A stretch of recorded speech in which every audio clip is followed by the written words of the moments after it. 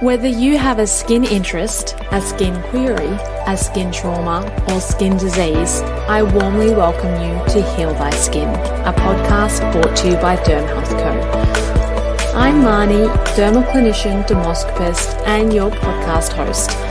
Skin is deeper than beauty, and our mission is to build the largest platform of specialised practitioners focused on skin health and skin empowerment. Join me each week where we go deep into the skin and beyond to hear stories and education from leading practitioners on a journey of skin health.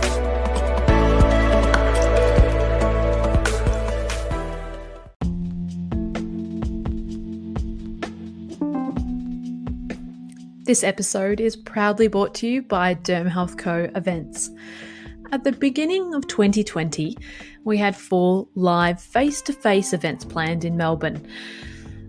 Goodie bags ready to go, speakers lined up, balloons ready, and caterers on call. And then we had to cancel them all. But we decided to then pivot. And I know you've probably heard that word a lot in the last 6 months, but we decided to launch our very first virtual event. It went so incredibly well that over the next 12 months, we have 7 coming up. Each one is on a completely different topic with completely different expert speakers, and you hear from stories of those with lived experience. Every 6 weeks, we are doing a virtual event. Crazy, right? It's half day of learning, but the bonus is that they're all recorded and then put up on a portal on our website. So if you're not able to join live, whether you're at work, whether you have family duties, whether you are in a completely different time zone, don't worry, you can access these presentations whenever you wish, wherever you wish, just by signing up. So head to the website, have a look at some of the past events that we've had. So these include the foundations of skin health, gut health and the skin, and psoriasis and eczema. And the events that we have coming up, we've planned them all the way to June 2021. Sign up so you don't miss out.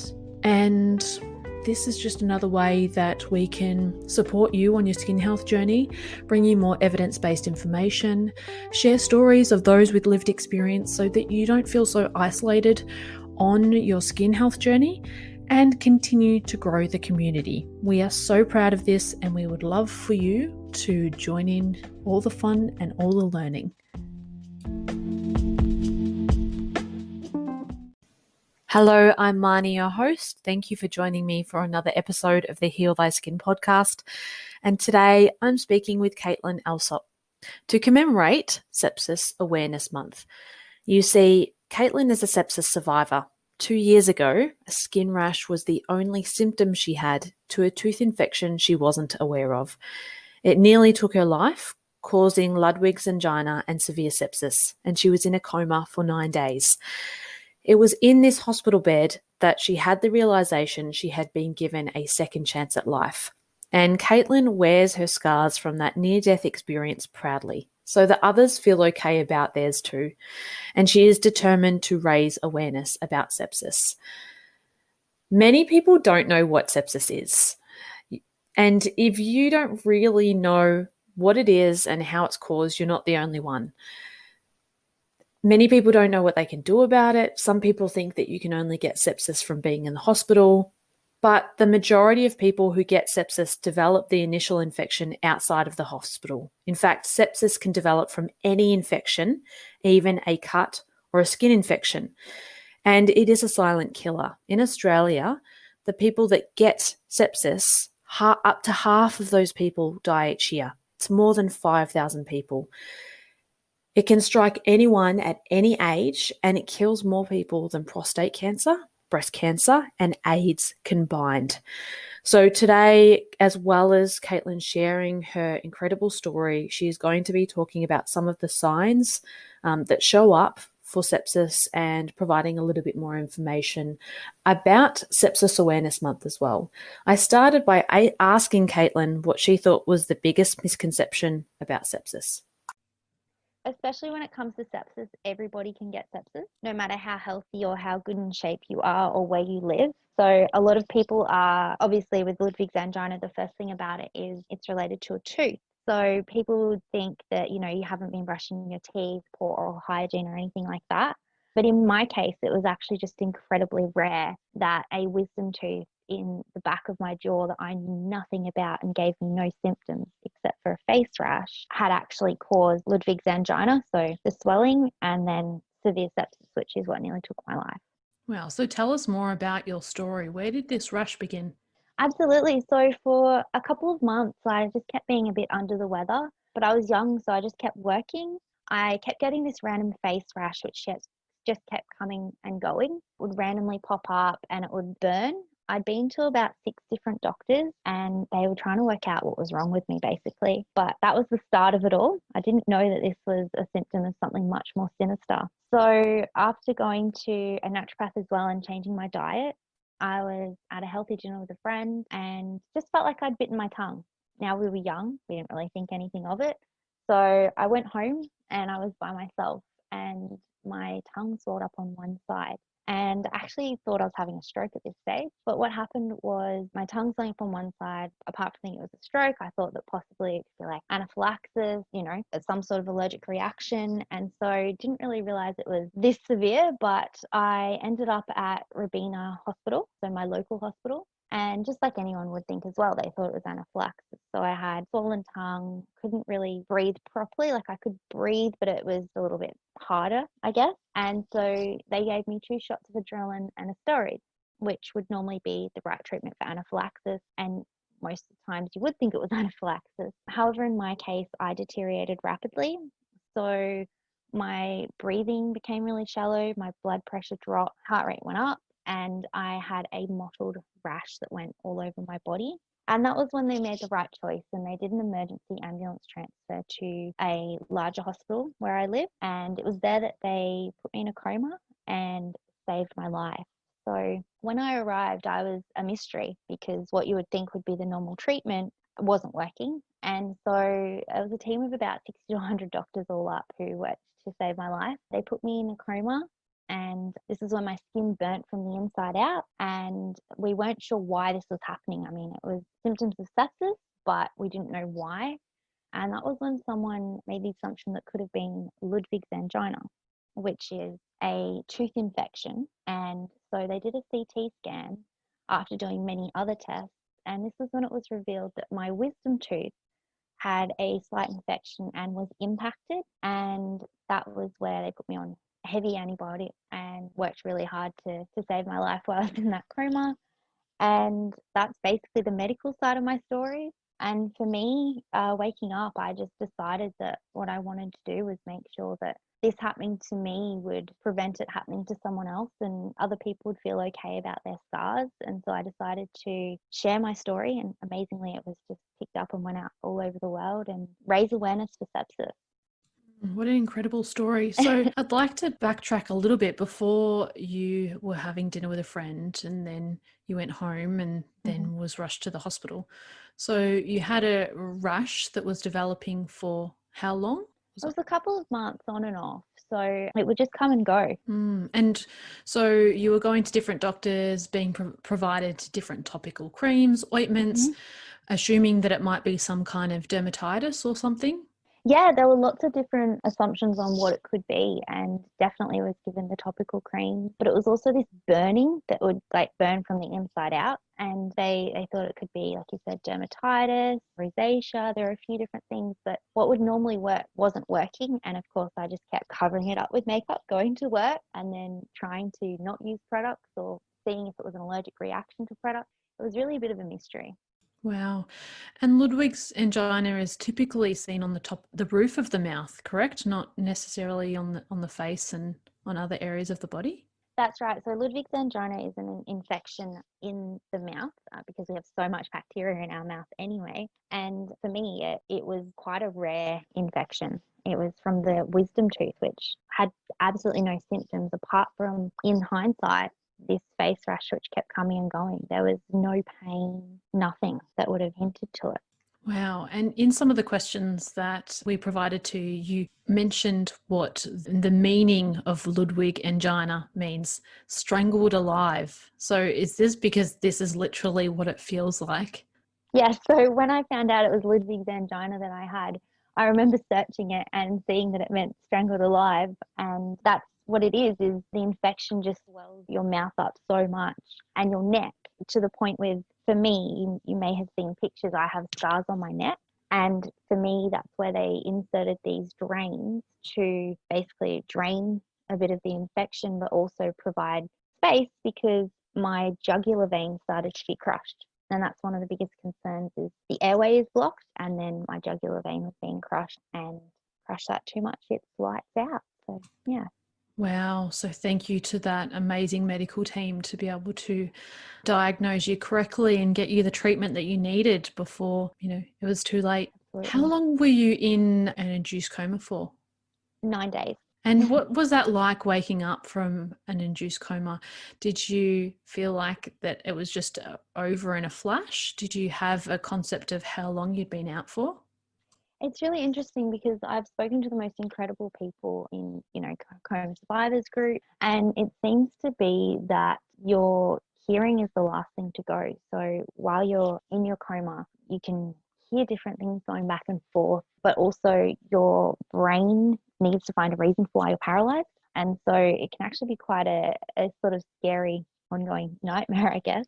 So when I woke up, I was just very disoriented. I got to remember I had 2.5 liters of one of the strongest sedatives. So it was almost like being a child again, the first 1 or 2 days of coming around to it. And then I chose to see it in a really positive way where I was just incredibly grateful to be alive. And those tiny things that don't seem important, like, being able to listen to people when they first get you up and walking, which is incredibly terrifying at the start, actually. Yeah, just incredibly grateful, like such an energy, and so, so grateful to be alive and be here and work on helping other people.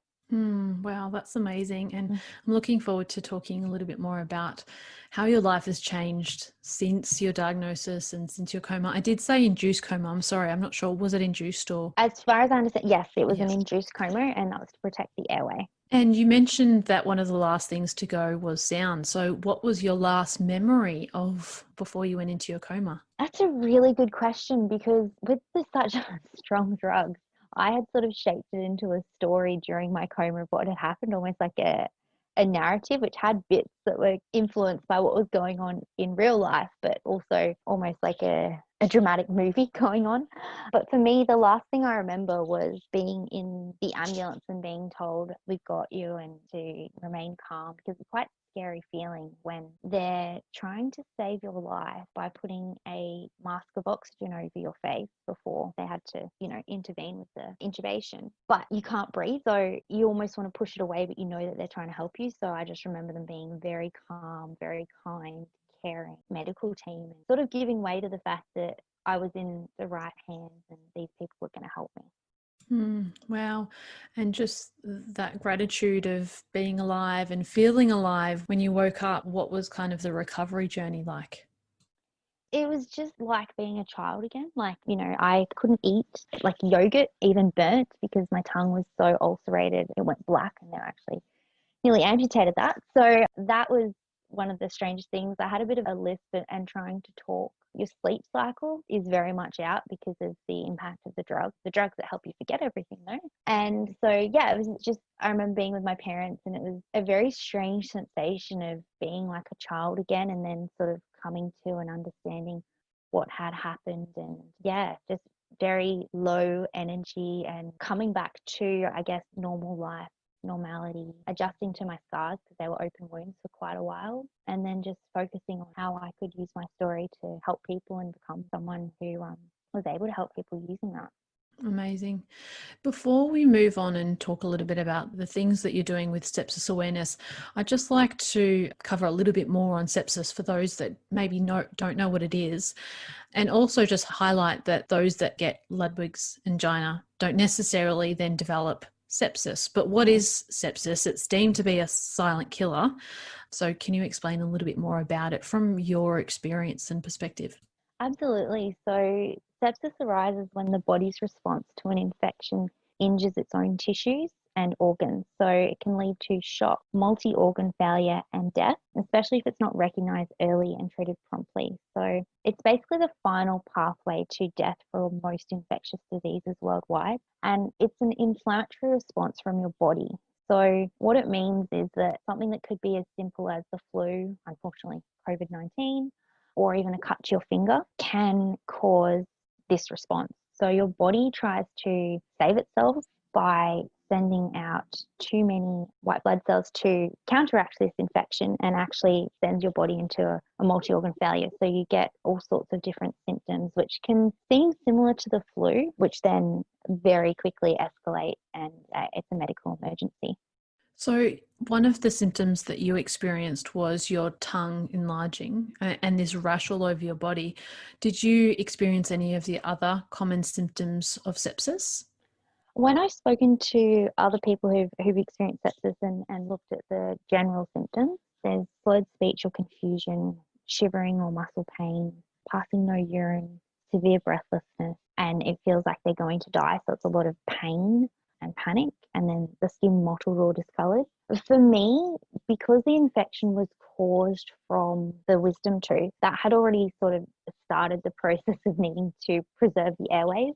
So apart from the flu-like symptoms I'd had a couple of days before that were ongoing, that again, I didn't really take much notice of, your typical, I don't feel very well. By the time mine escalated to severe sepsis, it was because of that wisdom tooth. So the skin would have been the biggest indicator. And of course, the medical team able to assess my heart rate, breathing, blood pressure, and fever. I had an ongoing fever, but it was quite a low grade fever. And so for me, the symptoms weren't as obvious to the public, but I was already getting that emergency medical treatment because my body had had the inflammatory response to something that was already impacting my airways, if that makes sense. Yeah, of course, of course.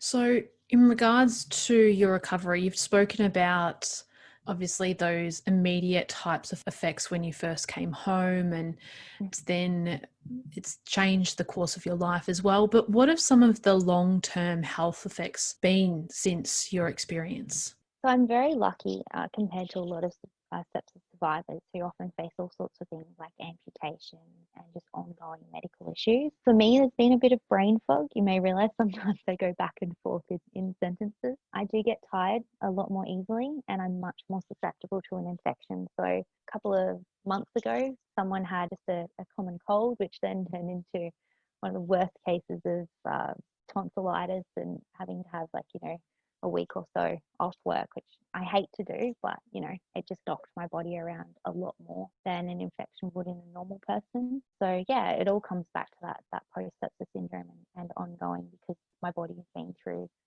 such a big dramatic event basically.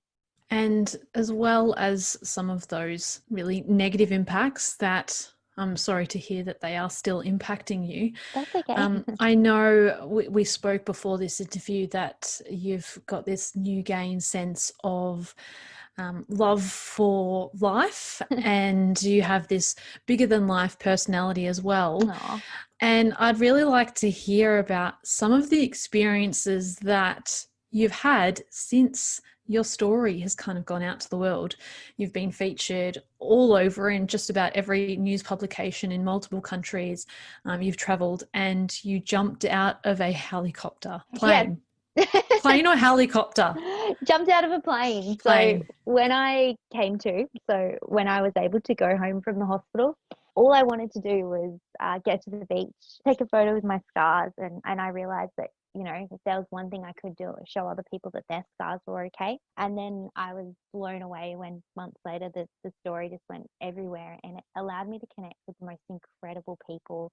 I've connected closely with Jessica, who represents the World Sepsis Day, so the UK ambassador, been part of a video that's going around. And the skydive was a goal that I set myself, that when I got out of the hospital, and as soon as I was allowed to, following the scars healing, that if this didn't kill me, life is there to be lived. So I thought, what's the scariest thing that you can do? And so I set the goal to jump out of a plane and raise awareness for sepsis. That was 12,000 feet.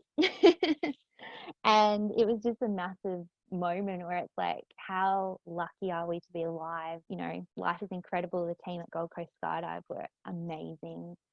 And yeah, coming out of a coma, it's just, I looked at it as my second chance at life. And I was really grateful for that second opportunity to really embrace life for what it is and use my story as sharing it was like a light at the tunnel, at the end of the tunnel, because by sharing my story, I would go through what I went through a million times again if it just meant that I was able to help other people, make them feel okay, and, you know, hopefully prevent it happening to other people as well. That's so amazing. You've met some amazing people. You're now involved with World Sepsis Day. You've connected up with the ambassador and you're sharing the story. Tell us about World Sepsis Day. So, World Sepsis Day is on the 13th of September, and it's bringing awareness to sepsis because so many people don't know what it is. And it's just a global day to recognize what sepsis is, to create the awareness, to talk about the symptoms and the effects that it has on people's lives, and just really an opportunity for people to educate, get themselves involved in events. We've got a video going around organised by the amazing Jess, just showing you how sepsis has touched people's lives and unfortunately destroyed a lot of lives as well. So it's just an opportunity to recognise that it is one of the biggest killers in the world, and it really could be knowing the symptoms of sepsis could be the difference between knowing how to save someone's life and becoming another number. Yeah, so important. How can people get involved or raise awareness themselves? So most importantly, just search sepsis. So World Sepsis Day has an incredible website. They work really hard to educate. There's videos on there. I will be personally sharing the video talking about the symptoms of sepsis. The symptoms are SEPSIS, and just really following and learning the symptoms and learning how you can save a life. So there's social media channels to follow, getting involved in an event. So pink is the color, which is fantastic. And even if it's a virtual event, just spending even a couple of minutes of that day learning how sepsis impacts lives and how you could potentially save a life. Yeah, and a really important initiative.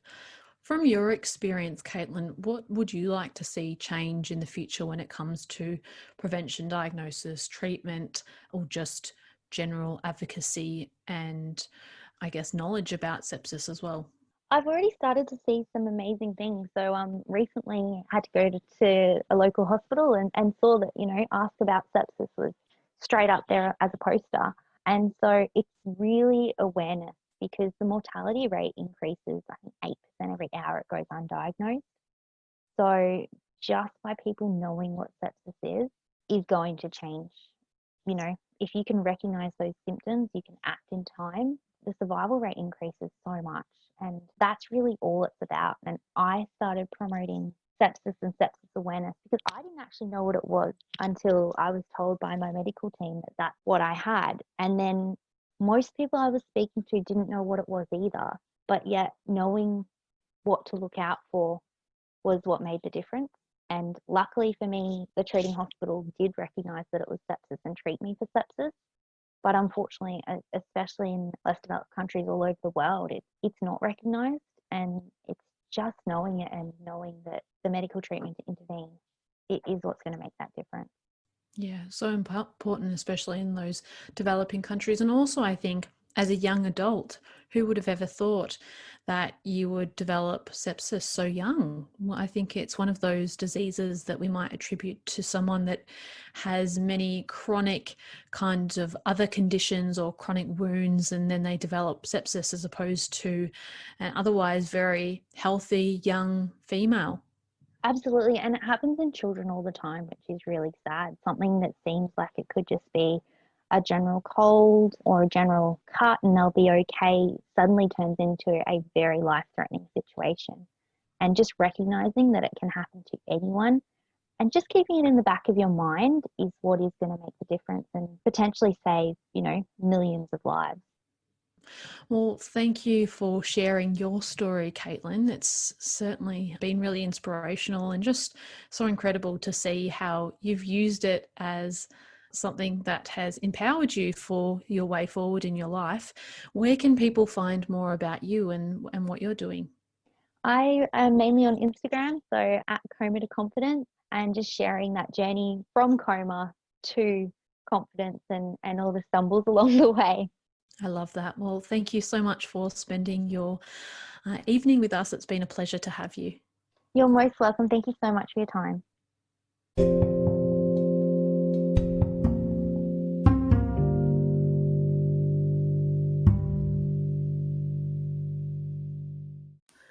What an incredible interview. And just to hear Caitlin's story that is both horrific but has completely changed the course of her life. The 3 deeper than skin insights that stood out to me. Number 1, know the symptoms that can indicate sepsis. So sepsis, if we break it down, is S for slurred speech or confusion, E for extreme shivering or muscle pain and fever, P for passing no urine all day, S for severe breathlessness, I, it feels like you're going to die, S, skin mottled or discolored. So if you need to write these out, put them on the fridge. As we discussed with Caitlin, sepsis is very common in children, so it's really important for parents to also be aware of some of these signs as well. Number 2, Caitlin is a story that shows you can hear this passion and absolute excitement for life. And while I'm sure she's always had this bigger than life personality, she certainly explained that this near-death experience has catapulted her life in a completely different direction. And we've heard this similar type of story time and time again. It's really incredible how the human spirit, even after something that is so traumatic, can actually view these things in a positive way and really positively affect someone's life for the better long term as well. Number 3, advocacy. So while you may not have experienced sepsis, absolutely advocate for it. Read more about it. The link about Sepsis Awareness Month is in the show notes as well. But I also want to ask you, what experience have you had, whether it be a skin condition or something unrelated to a skin condition, that has really affected you, you feel passionate about, and something that you can advocate for, something that you can help educate people about and raise awareness. And maybe just spend a couple of minutes about some experiences that you've had in your life and ways that you can share this experience or help raise awareness about this specific issue as well. I'd love to hear what those are. So either share them with us on social media by tagging us at dermhealth.co or sending us an email and talking about your story as well. I would absolutely love to hear it. Thank you for listening to another episode of the Heal Thy Skin podcast. We'll be back again next week for another episode. Until then, be skin powered.